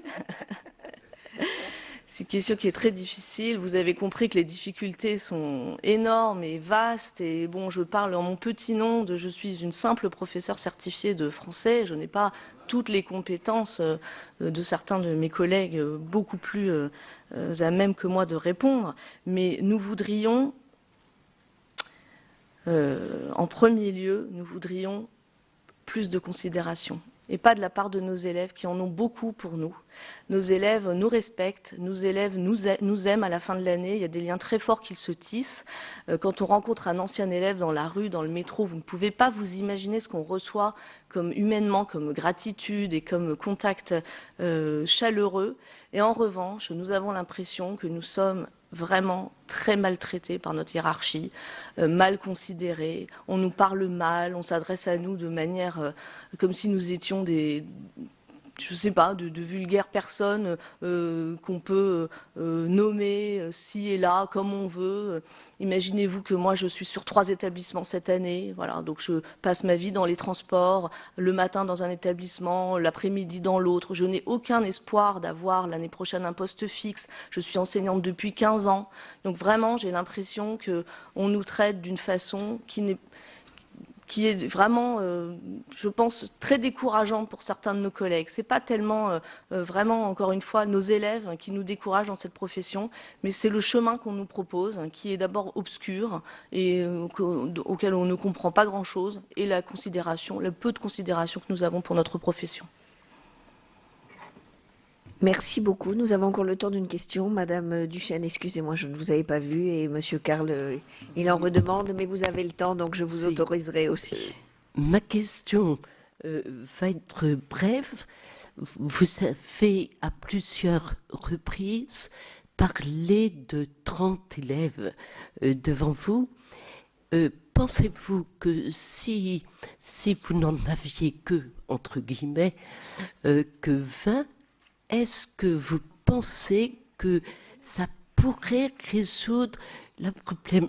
J'en parle parce que sur le plan financier, bien sûr, ça doit se discuter. Mais comme nous savions, comme 60 000 enseignants avaient été choisis, je me demande si la possibilité de mettre moins d'élèves dans certains établissements faciliterait le travail pour vous. Et mille merci pour votre témoignage si vrai. Voilà. Merci, madame. Monsieur Carle. Oui, merci, madame la présidente. Vous nous avez dit que 150 000 jeunes sortaient du collège, moins savants qu'ils n'y étaient entrés.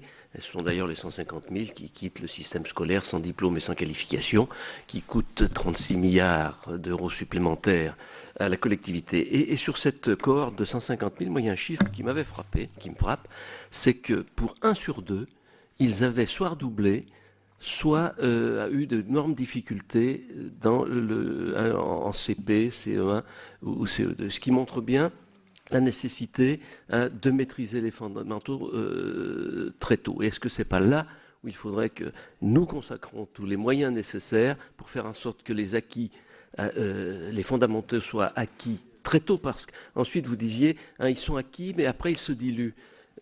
Oui, parce qu'après, la rue vient concurrencer l'école et c'est toujours la rue qui l'emporte. Tout à fait. Sur la première question, en ce qui concerne le nombre d'élèves par classe, j'ai déjà enseigné dans des classes où il y avait 18 élèves et c'était vraiment très difficile parce que là, à 18 élèves, vous n'avez pas d'esprit de classe et en fait, c'est une atmosphère qui est très étrange et qui est peu propice en fait à l'enseignement. En principe, en ZEP, les classes sont limitées à 24. Donc j'ai travaillé longtemps en ZEP et c'est vrai que quand on avait la chance d'avoir ce dispositif, parce que c'est de moins en moins le cas, 24, 25, à Modigliani cette année, j'ai 26 élèves dans ma classe et c'est très agréable. Voilà, je pense que c'est un maximum et c'est pour des élèves de collège. Après, en lycée, j'ai enseigné en lycée avec 38, 39 élèves par classe, mais c'est tout à fait différent parce que le public est beaucoup plus calme. 32 élèves en collège, c'est beaucoup trop. Cette année, au lycée Victor Duruy, en collège, ils avaient 39 élèves à la rentrée par classe. Ça n'est pas possible. Là, on se heurte à des difficultés qui ne sont pas maîtrisables. Donc, il y a un juste milieu. Je crois que effectivement, le 24, 25, 26 élèves, c'est parfait. Mais moins 20 élèves, par exemple, je pense que ce n'est pas assez pour faire une classe. En ce qui concerne l'âge des apprentissages, je partage absolument votre point de vue. Je crois qu'effectivement, il y a un âge pour être professeur et maman qui est tout dévoué, tout dédié à l'apprentissage. Et cet âge-là, on le sait très bien, c'est 5, 6, 7 ans, c'est exactement les classes de CP et de CE1. Et le travail qui n'est pas accompli dans ces années-là est perdu pour toujours. Parce que moi, je reçois des élèves en 6e, 5e qui n'ont pas les fondamentaux et je peux passer des heures avec eux. Ça n'imprimera pas de la même façon sur leur cerveau que ça aurait dû le faire quand ils étaient petits. Après, les causes sont multiples. Il y a des cassures chez les enfants dues à des déménagements, des séparations, des guerres pour certains. Nous avons reçu dans nos classes, à l'occasion de ce grave conflit qu'il y avait en Côte d'Ivoire, de la guerre civile, beaucoup d'élèves qui sont arrivés fracassés par ce qu'ils avaient vu et qu'on nous a mis dans les classes sans sas de décompression, en s'imaginant que l'école française est tellement magique que nous allions faire des miracles. Je ne sais pas m'adresser à un enfant soldat et ça m'est difficile de lui expliquer pourquoi on ne peut pas taper sur son camarade parce qu'il vous a juste effleuré avec son coude. Donc effectivement, là, quand c'est cassé, on voit bien que c'est trop tard. Au collège, c'est déjà trop tard, alors au lycée, n'en parlons pas. Et je suis tout à fait d'accord avec votre proposition de mettre beaucoup de moyens sur ces petites classes, soulager nos collègues de l'école primaire qui ont des classes extrêmement chargées eux aussi et peu de temps à consacrer à chacun de ces enfants. Ou alors c'est du temps en plus entre midi et 2 à la pause méridienne pour des enfants qui ont besoin de sortir, de s'aérer, de déjeuner. Donc effectivement, là, je crois qu'il y a un grand travail à accomplir avec nos collègues instituteurs qui font, et vous le savez, on le sait tous, un travail exceptionnel. Merci beaucoup. C'est bon, tout le monde a eu ses réponses. Donc je vous remercie parce que je crois que petit à petit, au fur et à mesure de cette commission d'enquête, on voit un certain nombre de choses et des choses qui reviennent régulièrement. Moins d'élèves en petite classe ou 2 enseignants, ou voilà. Mais je crois qu'on est d'accord sur les bases. Et donc, d'un côté, les fondamentaux, de l'autre, les règles de vie, la politesse, et tout ça pour arriver à des valeurs républicaines et de citoyenneté. Merci beaucoup. Voilà pour ces auditions sur le thème de l'éducation et la perte de repères républicains. La commission d'enquête sur ce sujet au Sénat recevait donc 2 enseignants qui revenaient sur leurs expériences et les difficultés rencontrées dans le cadre de leur métier. Ils ont livré aux sénateurs leur vision de l'école. La commission d'enquête sur ce sujet continue ses auditions, des auditions que vous pouvez toujours voir et revoir sur notre site publicsénat.fr. Très bonne suite des programmes sur les chaînes parlementaires.